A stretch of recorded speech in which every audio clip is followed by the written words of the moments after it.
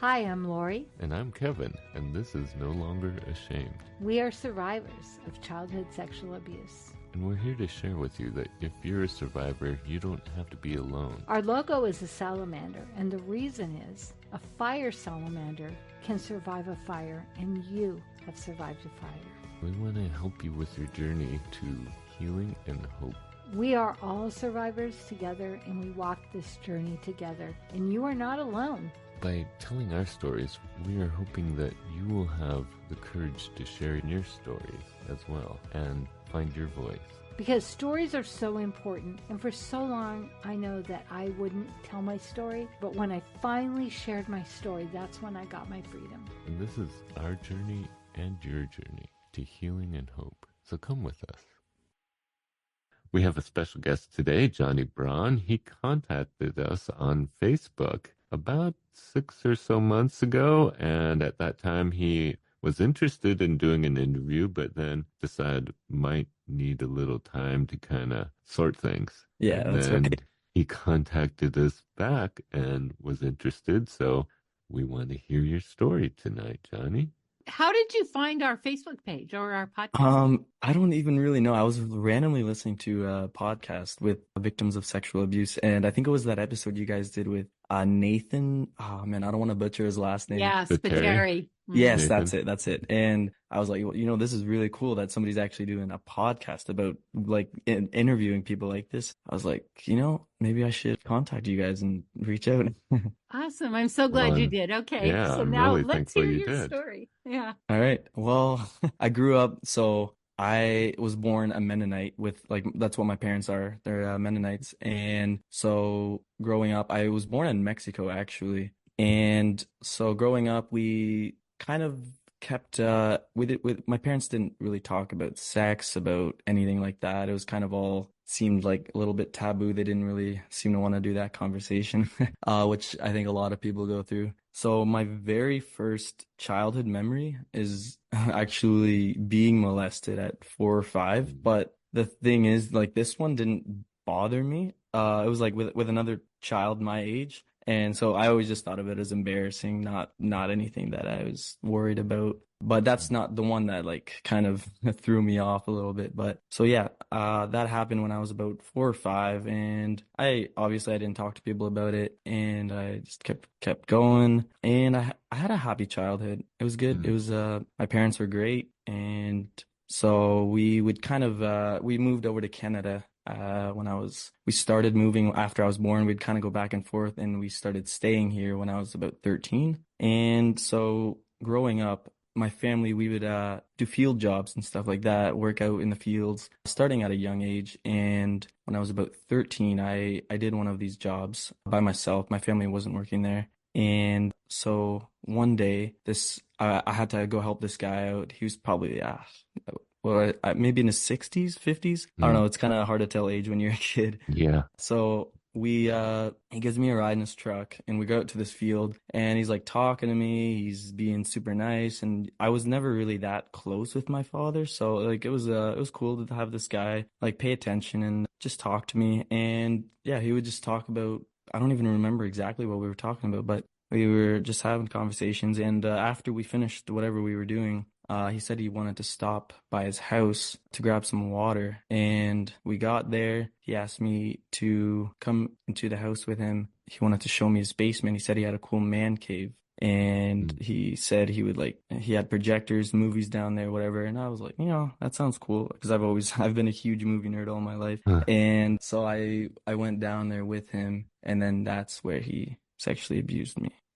So he yeah. convinced you to get into his cave with them, and then he basically had you there. Yeah. And so actually, I guess my memory just like blacked out my mind, everything. So I can't really, it's still really fuzzy. I did get some flashbacks about a year ago about what happened, but I still can't remember exactly everything. So, but yeah, after that, I didn't tell my parents. I didn't tell anybody ever really. Well, now some people know, but I just kept it to myself, and I kind of figured, this'll just go away if I forget about it, right? and it never did. I started to get depressed. I went into high school with barely talking to anybody. I would just keep to myself. I had one friend in high school. Whenever he was there, I would talk to him, but when he wasn't, then I would just put my headphones on and just keep to myself.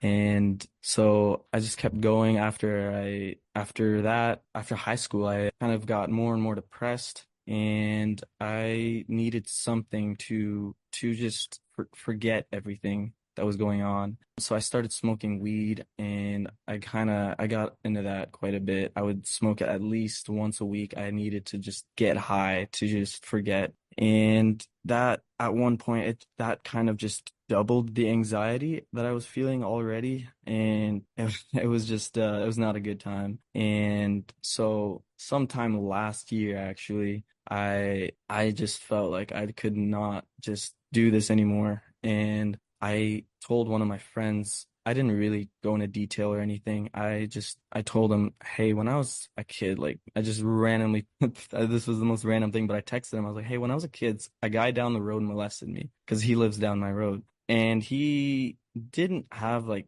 I mean, how are you going to respond to that? I don't blame him, but he didn't have a great reaction to that, Uh-huh. which it's fine, but it kind of also discouraged me from telling other people about it because I was like, that's just such a weird thing to say to anybody. Yeah. And I just kept it back. And so this whole time I've been a Christian. I grew up believing in God my whole life, but I don't know. I just felt like, there's no way that God would have let that happen to me because, he's supposed to love us, right? And not let Yeah. bad things happen to us. And I stopped believing in God. It wasn't for a very long time, but I couldn't believe that something like that could happen to me. And I went to this Christian men's retreat. I actually texted you about this, Kevin, Yeah. earlier this year. Yeah. This was another one before that. So I've been to three now, Oh, but cool. last year in April was the first one that I've been to. So I went as an attendee. And while I was there, I didn't tell anybody about what happened to me, but I kind of just accepted that it did happen and that it's okay. And I cried a lot during those 3 days that I was there. I went through a lot of emotions, and when I came back, I still didn't want to tell people about it really, but I accepted that it happened. And then so this year in April we had another one, and I went as a server this time. And this time I actually told one of the other servers that I was serving with, and I figured it doesn't bother me anymore, but maybe I should just mention it to him, like, it happened, and maybe I'll just see what happens. And so I did. I told him about it, and I didn't think this was gonna happen, but I just started crying so hard. I couldn't stop crying, and Mm. and he just hugged me, and he prayed for me, and I just cried for probably 20, 30 minutes or so, but he was very, very nice to me. He Mhm. helped me out so much, and we kept in contact after that as well. And that was just after I started texting you guys actually. And that I think was when my healing actually started. So I I wasn't ready to talk to you guys then because man, I was just so overwhelmed. Everything was happening all at once, and I didn't know what to do. I started listening to podcasts, reading books, audiobooks, everything. I realized that there was this whole community that had been there this whole time, and I never even knew about it. And I wasn't even alone in all of this so it's happened to so many people, and Yeah. unfortunately a lot of people just don't want to talk about it.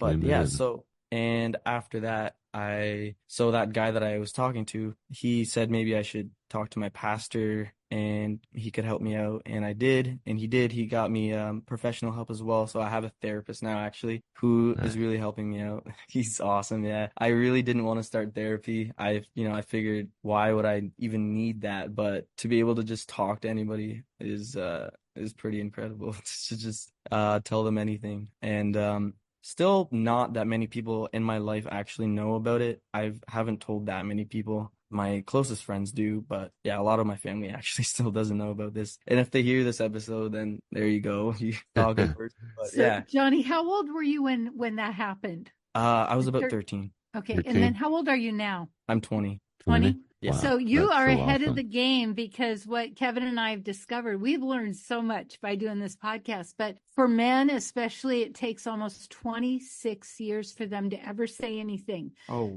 So wow. you were Yeah. really brave, really And that was brave. Wow. my average too, was about 20 some years. Really? And yeah, well, it's not easy to talk about. And Yeah, it's especially if you're a man, it's even harder. And besides, I found very effective coping mechanisms, but the problem was they weren't helping me with my normal lifestyle. right. So when you said it wasn't really bugging you, but you decided to tell him anyway, what do you mean by it wasn't bugging you? You weren't like, Well, I guess I thought it wasn't bugging me. I thought, it's whatever, it happened, and I'll just go on with my life. But that's when I realized actually how much it really was bugging me, and I just Yeah. never knew how bad it really was. But yeah, he did help me out a lot with that. So Well, Yeah. and you heard Nathan's story. He uh was, bent on never telling anybody. And Mhm. finally, that friend of his,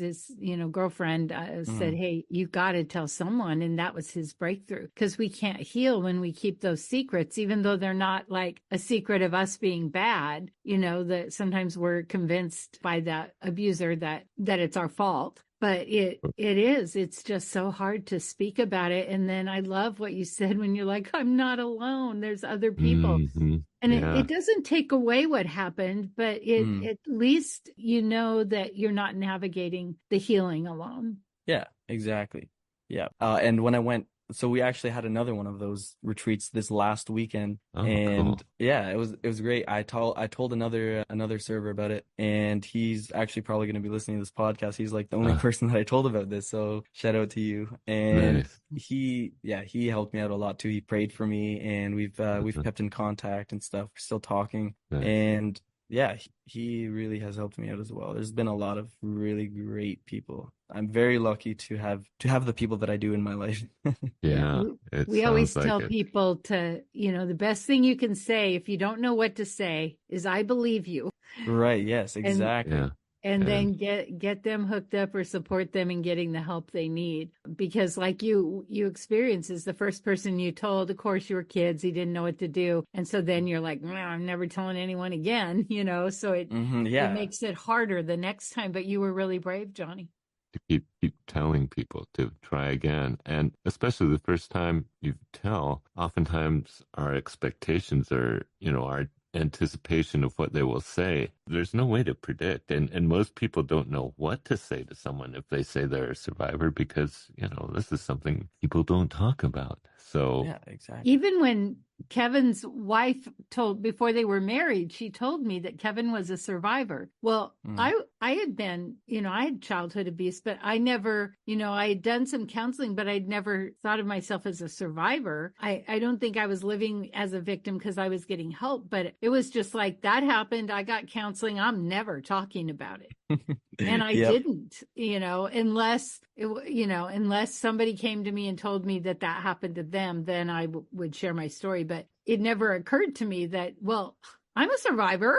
Yeah, and that's actually something else that's been very awesome with my experience. So when I started being able to tell people, I've told a few people that have also then opened up to me about their own stories, and that is really what I want with my experience.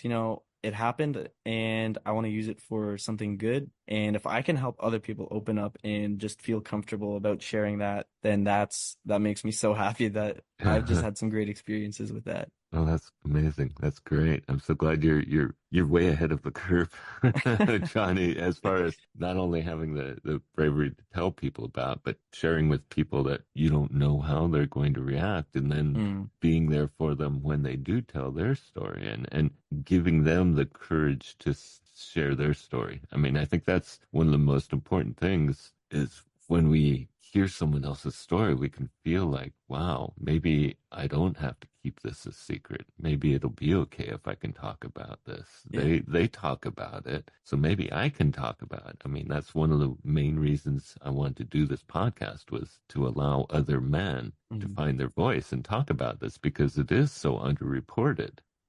Yeah, And exactly. And I really appreciate you guys doing that. Like, it's really cool that you guys have this podcast where Thank you. people can actually feel comfortable about talking about things like this. It's amazing. Yeah, well, and that there's healing because what we recognized, we've looked at the Boy Scouts, we've seen sports abuse, we've seen the Catholic Church. And when people aren't able to get the freedom from it, they behave in a certain way and it affects their family, but they don't really realize it because they're hurting, and there's that saying, hurt people hurt people. And I'm just so happy that you're 20 and you're understanding this and getting this. And I just, my first thought is like, all the people you're going to help because of your vulnerability and honesty and being willing. And I love it that, you reached out the first time and you weren't quite ready. That was self-care. Yeah. And then you said, you know what? I think it's time. And I just feel like, you're just walking this journey in such a powerful way. Yeah. Yeah, it definitely has not been easy telling the people that I did. It was definitely one of the hardest things I've ever done in my entire life. But yeah, I've been lucky to get the good responses that I've gotten. So it's definitely encouraged me to just keep telling my story and try to keep helping others.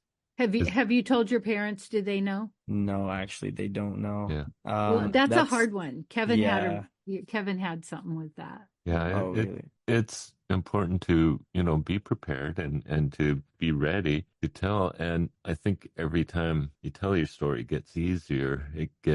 And part of what it is understanding that you can't assume how they're going to react and being okay with that, being okay with however they react. At first, I was so afraid of how people would react and so afraid of what that meant and how they would, the worst fear I had is how they would treat me after I told them. I was so afraid of that. And after I started telling people, I realized that didn't matter that much. I don't define myself by this, by being a survivor. And so telling my story it's just part of my story. And so it's not the whole story. So it's not as affecting to me as it was the first times. And I'm very glad you're able to go to these, to these gatherings and being able to share with man. And obviously they're feeling safe to share with you because you've been doing that. Yeah, it's still hard for me to tell people. So eventually I would like to be able to do like a testimony at one of these retreats or something in front of everybody. But right now that seems a little bit terrifying. So I'm not ready for that just yet. But maybe one day I'll be able to do that. And one thing that we've learned about story is I work with a lot of people in recovery. So when they first recovering from drugs and alcohol, at first, telling it is like they want to protect themselves, all the stealing and breaking into things. Then they want to tell you everything, all the terrible things. And then they find the way to tell it that it's, somebody listening can really identify with. And, so your story will evolve as you go and you'll know, like if you're speaking to survivors, you might tell it different than if you're speaking to funders, so you'll use your story for whatever, I think it's wise of you. And I remember when Kevin was going to give his testimony, I'm not going to lie. I didn't want him to. I gave my testimony at church because my pastor really thought well, it was basically being a survivor was part of my testimony as about being believer and the miracles of healing that happened because I turned, all this over to God and was healed by God. I had some, amazing, miraculous healing, and that was part of my testimony, but I only could share, I shared it with some of the elders and so forth when we joined the church. And after that, he was like, your story's so impactful. I really would like you to share it. And I'm going, you have no idea how bad my stage fright is, to him. I'm like, you want me to get up on the, stage in front of everyone and tell them this? It was pretty grim, but I was worried he would be judged. Well, and that I was can my tell concern. you, I wasn't afraid so much of being judged. I thought it could happen because, I have a lot of experience with being a survivor and knowing that some people do react differently. So, but no, my main fear was I know sometimes I hadn't shared my story in public that much. And sometimes I come off disaffected because I almost tune out. Sort of. And I was afraid I would be disaffected. And I was still afraid of how people would treat me afterward. And I can honestly say all my fears didn't matter. Nothing, everyone treated me the same. Nothing really changed except people really appreciated hearing my story. And some people did come up to me afterwards Mm. with their own stories that they never shared or only shared with a very few people, and thanked me for giving them hope because, I had this horrible thing happen, but God has worked really amazing ways in my life to use it to do better things. Yeah. When he Amen. was done, I was watching up front as people were talking. I was sitting with his wife, and I look up, and he doesn't know this, but he's talking to this famous guy in Seattle. Yeah. I work in Oh, radio here, wow. and he was a famous DJ. And I'm like totally fangirl, and Kevin's not a clue. He's just having this great conversation with him. That's amazing. Yeah, I didn't recognize him. But it was a big deal. It was a big deal for me to watch you do that, and then to see the awesome response. And then, I really wanted Kevin to do a podcast. I thought he would do it about music or mountain biking. Yeah. But he's like, no, I'm doing it about this. And we're like, oh my gosh, are you kidding me? But, we've really seen some lives change. And I mean, Nathan, we talked with him, we watched him, and now he's done an amazing TED Talk. Have you listened to it? Yeah, I've seen his TED Talk. Oh. It was amazing. And I think is he working on like a movie or a documentary right now? Yes, or something? he is. Both, yeah. That's amazing. Mm-hmm. Nathan, if you're listening to this, we should meet one day. That'd be cool. He would talk to you. Reach out to him on Insta. He's doing on Okay. Instagram. He's telling people stories without saying their name, and he wants people to submit a story. So it's like, I'll tell your story if you can't. It's real. I think it's a really amazing thing. Yeah. That's So awesome. you write him your story and he'll read it aloud on Instagram. It's really Okay. Maybe I'll do that. Mm-hmm. Although you have a great voice, Johnny, and you do. you obviously Thank have you. a good. Maybe Johnny's going to do a Are podcast. you in audio? It's funny. I have this equipment for podcasting, and I bought it probably about 2 years ago. Me and a friend of mine were gonna start one, but then we never ended up doing it. So now it's just laying around. Well, I teach podcasting, Johnny. So when you're ready, you let me know. Yeah. Okay, thank you. I appreciate that. And I was gonna say the same thing about you guys. Actually, you have great voices. Oh, thank you. That's the reason she wanted me to do podcasting is I was interested in voiceover, but I have no acting background because I was terrified of acting. I didn't like being on stage. I didn't like people looking at me. When I was young, I was very much like you in school. I tuned out. I had a few, had friends, but I was very sheltered around everyone else. I didn't have headphones I could just put on and disappear. Yeah, that's kind of what saved me during high school. I kind of envy that nowadays, but that would have just made it worse for me because I would have just been gone the whole time. But poor Kevin just had a transistor radio. Just blasted in your ear all day. Yeah, but so that's why she thought doing a podcast would be good practice and preparation for doing voiceover, and here it is 4 years later. Oh, that's awesome though. Yeah, 20 or 30 interviews later and 100 episodes. And in January we did kind of a what have we learned, and we have learned so much. One of the, for me, I don't know about Kevin, but one of the biggest things for me was when we interviewed a lawyer.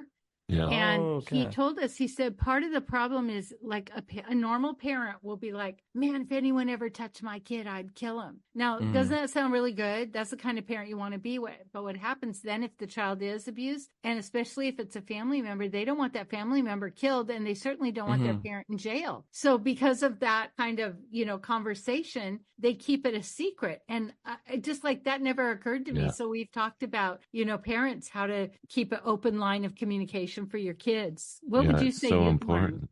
Yeah.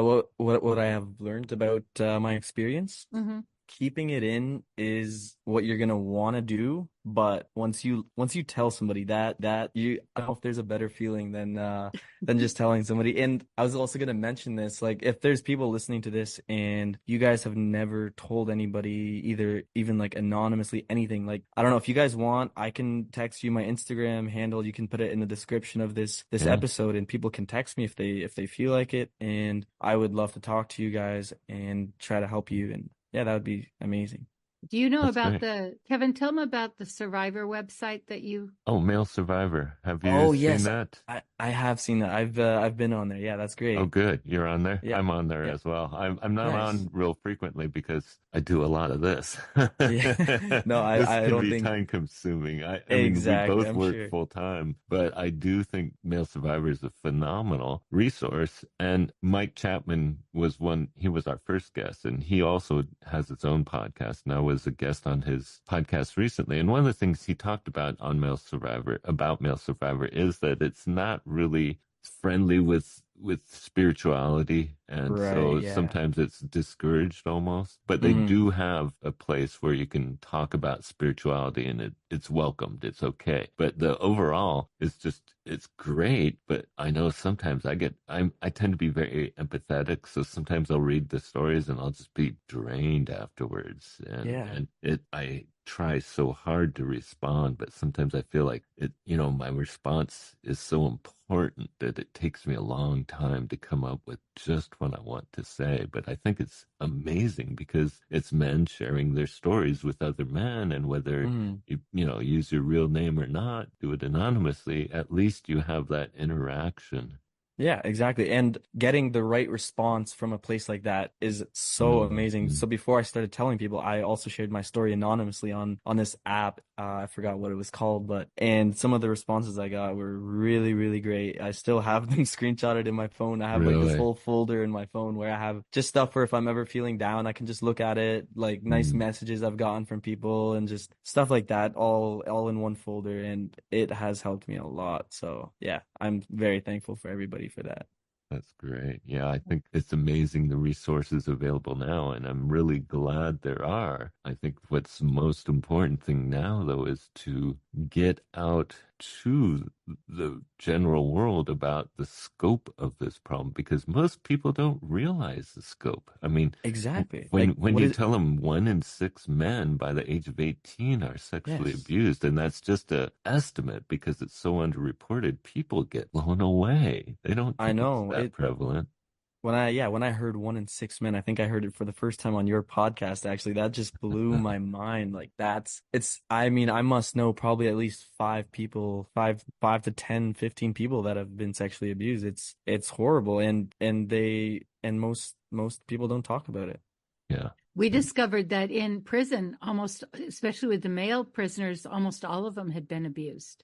That Very there's Wow. a very prevalent high in percentage. very prevalent in prison because a lot of survivors act out in different ways, or they're coping in various ways, and often they're illegal. I know I could have ended up in prison many times, Oh wow. because most of my coping methods weren't exactly legal or healthy. Yeah. And so yeah, I have a friend who's a pastor, and he serves people in prison, and he was saying, yeah, there's a huge percentage. And we also had a guest who was imprisoned, and yeah, it's unfortunate that part of it is because we can't talk about it. We have to cope with it somehow, Hmm. and often that is drugs and other things because they work and they're fairly easy to get, but they only work in bottling it up. They don't Yeah. work in actually getting through it. That's right, yeah. And when I was doing that, when I was getting high, I was drinking all the time as well. And Mm. that just led me to becoming so depressed. There was one night where I had 10 shots of vodka, and like my my parents weren't home. So I forget what they were doing, but for some reason every Saturday night they were gone, and I would just get wasted. And so after I had 10 shots, I was wasted. I was craving an iced coffee. So I went to town with my car, which worst idea. I live about 15 minutes from town, and I don't remember any of this, but somehow I did get my iced coffee. And on the way back, there was a friend of mine that was actually coming up behind me. He didn't realize that I was drunk, and he starts wanting to race me. And I raced him, but I didn't race him because I didn't race him because I wanted to have fun. I raced him because I thought, you know what? I am just gonna go as fast as I can, and I hope I'm gonna die, and I pray that I'm gonna die, because I didn't want to commit suicide because I knew I would end up in hell if I committed suicide. So I thought, you know what? This is a way to get out of life without killing myself, which I realize now is stupid. That was me trying to kill myself. But yeah, thank Hmm. God I I did not die from that, so I got Yeah. home safe. Yeah. Wow. Wow. I always had kind of the same thoughts. I never wanted to kill myself, but there was so many times I wished I was dead. I just Yeah. didn't want to be alive. And I think that led to a lot of destructive behaviors on my part, just carelessness because I didn't care. Yeah. So I think Yep. it's Same. really, I mean, how do you feel now as far as you've been telling your story? You've got a counselor you're happy with. What's Mhm. changed for you as far as the big difference between now and then? Well, honestly, I don't think I've ever been as happy as I am right now, actually. So Yeah. in the last few months, I've done more with that part of my past than I've ever done in my life, and I'm so happy about that. And I hope that the happiness stays. I know sometimes I'll have like bad days, bad weeks, even it'll get up to a month or two, but I think that, and I really hope that the hardest part is behind me. And thanks to God, because Mm. He is the one who got me through this. Yeah. I So love that you shared. Oh, sorry, Kevin. I was going to just say you have been through the worst. So Hmm. it is getting, it's just getting through the process, and it can go up and down and up and down and up and down. But it seems like the downs aren't as far down after a while, and the ups stay up there longer. Yeah, exactly. It's also turned me into a very emotional person. Every time I like, Uh, sometimes I'll tell people and I'll just start crying. And I was really hoping I wasn't gonna cry on this podcast, so at least I didn't do that. So Not yet. No, no, We not yet. It's not over yet. Yeah, we always encourage people, like you said, to tell their story. And we did this interview with Dan, and he, for the first time ever, he had been in recovery from drugs and alcohol. He had been in prison and he was out now, and he was doing his best program. But it wasn't until he shared his story on the podcast and really told that he had been abused by I think it was his stepdad. And that's why he ended up in prison, but he'd never shared the story. And then we had him back on, and he said once he shared that story, all of his recovery programs, everything changed for him. And then also in his recovery groups, guess what? All men that have been on drugs, most of them were saying, hey, me too. I was abused. Wow. yeah, And now his reach is so much bigger and farther because he finally told that story. And I know it wasn't easy for him. Yeah. No, that's amazing. Wow. yeah, and Yeah. he's able to connect with these men who have probably never told their story, but he's giving them the courage to share, and it's getting them to the healing. It's this spiraling effect that I'm hoping will continue, that will just spread, because it does make such a difference. And I know for me, I couldn't tell my story, had no intention of ever telling my story, because I thought I was so different than anyone else. And Hmm. I didn't want anyone to know that I was different than them. Yeah. And so I just hid it. But yeah, it just led to self-destruction. Yeah, so that was one of my things too. I thought if I told people this, now whenever somebody's gonna see me, that's the only thing that they're gonna think of is what Hmm. happened to me when I was a kid. And that's the last thing I wanted. I did not want to be associated with that. And so that's why I wouldn't tell people. Yeah. Yeah. And has that happened, do you No, think? actually, it's been great. People have been treating me normally, so I'm very thankful for that. Yeah, yeah, it's surprising what our expectations are and what the reality generally is, and Yeah. we can just scare ourselves into a cell because of Hmm. our expectations. But if you take that chance, and obviously you took a chance with that text and it didn't work, but dropping the bomb on someone on a text is kind of the hardest way to do it. I know. It wasn't a great idea. No, I mean, but But you tried. we all Yeah. I have, did. our missteps and so Yeah. forth. I mean, we go through it, but you stuck with it. Hmm. Yeah. Yeah, and So, it's definitely brought me a lot closer to so many people. Like I'm closer now to most of my friends than I've ever been. So mm, That is so yeah. awesome. And don't be afraid of your emotions. Your emotions are information, and yeah, they're cathartic, especially, when you're able to, I know when I started feeling, I think what was it? We had a episode about feelings, and I talked about practicing feelings or something because that's what it took at first. I didn't know how to do feelings, and so I Yeah. had to try them out and learn them. Yeah. But once I started doing that, this whole range of feelings started happening. It wasn't just the fear and the anger it was also the joy, the Hmm. childlike just happiness, the finding joy in little things, being able to express with people that I would never have done before, being able to be, happy or upset or cry in front of people and not feel guilty about it or ashamed of it. Yeah, exactly. I've definitely realized that I cry quite a bit around people sometimes. So those retreats that I go to, I think I cry a little bit more every time I go. So, and I'm fine with that. I've accepted that I'm an emotional person, and that's okay. I think I Yeah. love that. I love that. I think it's healthy, Mhm. Oh, it definitely. is. It's so Yeah. healthy and it's so courageous to be vulnerable. And Mhm. you're showing your vulnerability, but in a healthy way and also in a very courageous way. And so that's huge. I mean, I hope other men who are hearing this will take the risks to try that out and find out that they can do it too. Yeah, And exactly. you know what comes to me is I think about our 26-year statistic and I think how young you are. And what if because you're telling your story, other younger people are going to tell their story and that statistic is going to go down from Mm, 26 years Hmm. because you were willing to speak up. yeah. I really hope that that is what happens. That would be amazing. Mhm. Yeah, I think well, and with all the different ways of sharing and also interacting with other survivors and learning more about who's out there, who's actually been a survivor, I think it is changing. I think because of our social connections, it's easier to connect with someone who's a survivor, across the Yeah. world or right next door or wherever. Yeah, And exactly. Male survivor. That's Mhm.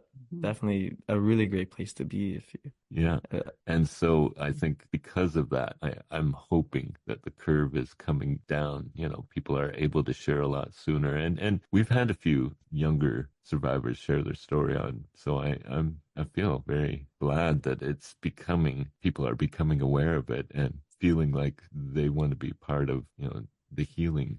Yeah. And what I get from you, Johnny, is it's not an ending, it's a beginning.